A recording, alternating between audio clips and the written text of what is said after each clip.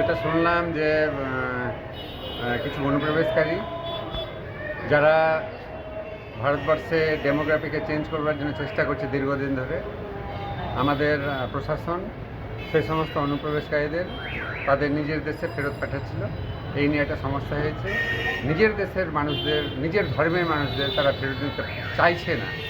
এটা একটা আশ্চর্যের বিষয় যে যারা নিজের ধর্মের লোকদেরই তাদের নিজের দেশে ফেরত দিতে চাইছে না, যারা বিভিন্নভাবে এদেশে এসে বিভিন্ন স্থানে ছড়িয়ে পড়েছে এবং বিভিন্ন সমস্যার সৃষ্টি করছে। সরকার এর থেকে মুক্তি পাওয়ার জন্য প্রতিজ্ঞাবদ্ধ যে সমস্ত অনুপ্রবেশকারীকে নিজের নিজের দেশে ফেরত পাঠাবে, তারই অঙ্গস্বরূপ আজকে সুখদেবপুর বর্ডার দিয়ে কিছু অনুপ্রবেশকারীকে বাংলাদেশে পাঠানো হচ্ছিল। তার জন্য তারা সমস্যা আপনি পুরো তো আপনার অ্যাসেম্বলি সিএমকে জানিয়েছেন পুরো বিষয়টা আজকে? হ্যাঁ, সিএমকে জানানো হচ্ছে পুরো বিষয়টা।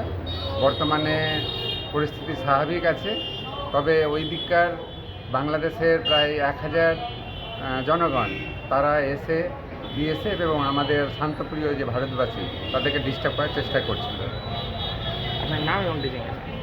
আমি রাজু কর্মকার, এমএলএ বৈষ্ণবনগর। আর একটু হিন্দিতে ছোট্ট पुलिस माले चले से गाड़ी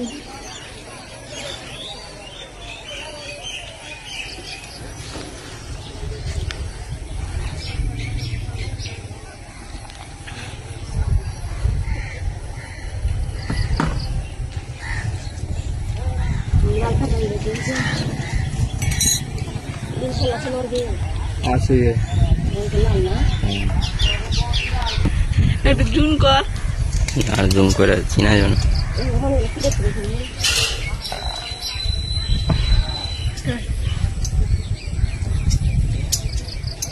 আর এলো কই এ দেখাচ্ছে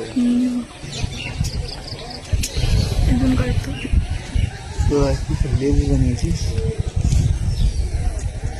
না তো গেছে হ্যাঁ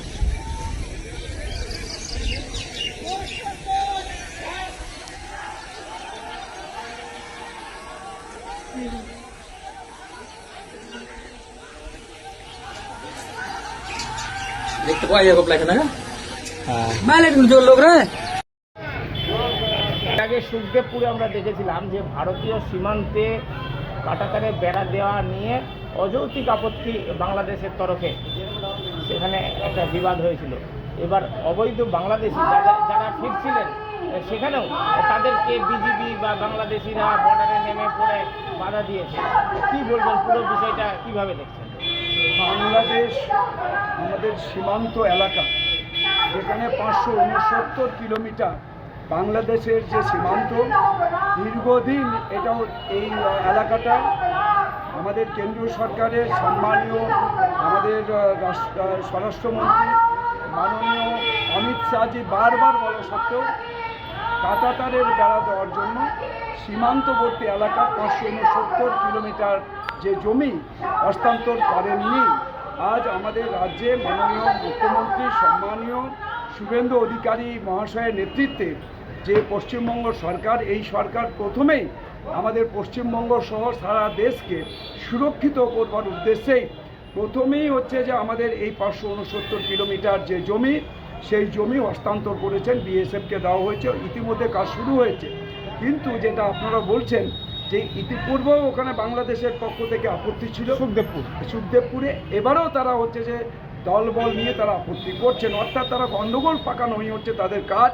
অর্থাৎ এখান থেকে যাতে অনুপ্রবেশ করতে পারে বাংলাদেশি, আফগানিস্তানি এবং পাকিস্তানি, রোহিঙ্গা এবং যারা হচ্ছে সন্ত্রাসবাদী, তারা যাতে অনায়াসে এখানে পশ্চিমবঙ্গে আসতে পারে, পশ্চিমবঙ্গের মানুষের সর্বনাশ করতে পারে, দেশে সন্ত্রাস সৃষ্টি করতে পারে। এইটা হচ্ছে সমস্ত জেহাদি যারা আছে, বাংলাদেশি জেহাদি যারা আছে, তারাই এই সমস্ত করছে। অর্থাৎ এই জিহাদিদের সমস্ত রকমের আমাদের পশ্চিমবঙ্গ সরকারের তার হচ্ছে যে সমস্ত রকমের যা এখানে হচ্ছে যে তার শক্তি আছে, সব শক্তি দিয়ে মোকাবেলা করবে। অর্থাৎ বাংলাদেশের যে চক্রান্ত, এই চক্রান্ত আমরা রুখবার জন্য আমরা প্রস্তুত। আমাদের দেশের প্রধানমন্ত্রী নরেন্দ্র মোদীজি, আমাদের দেশের স্বরাষ্ট্রমন্ত্রী অমিত শাহজি, আমাদের দেশের এখানে হচ্ছে প্রতিরক্ষামন্ত্রী আমাদের এখানে রাজনাথ সিংজি সবসময় প্রস্তুত তারা আমাদের দেশকে রক্ষা করবার জন্য, আমাদের দেশের 140 কোটি মানুষকে রক্ষা করবার জন্য তারা প্রস্তুত। তার জন্য মোকাবেলা করার জন্য যেভাবে পাকিস্তানকে তাদের শিক্ষা দেওয়া হয়েছে, বাংলাদেশকেও শিক্ষা দেওয়া বলছি হয়েছে। বাংলাদেশিরা বাংলাদেশে ফিরবেন বা ফেরানোর ব্যবস্থা হচ্ছে, তো সেক্ষেত্রে বাধা কেন?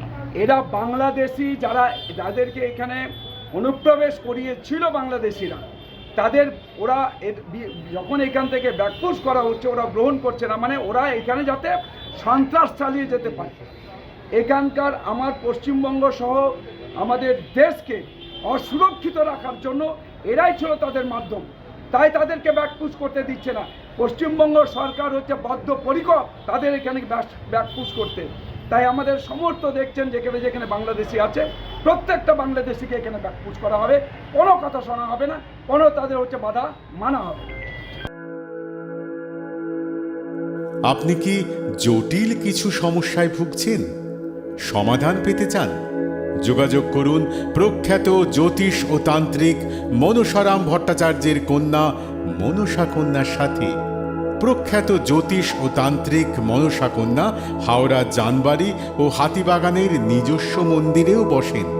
যোগাযোগ 9830106967 আর 9239655323।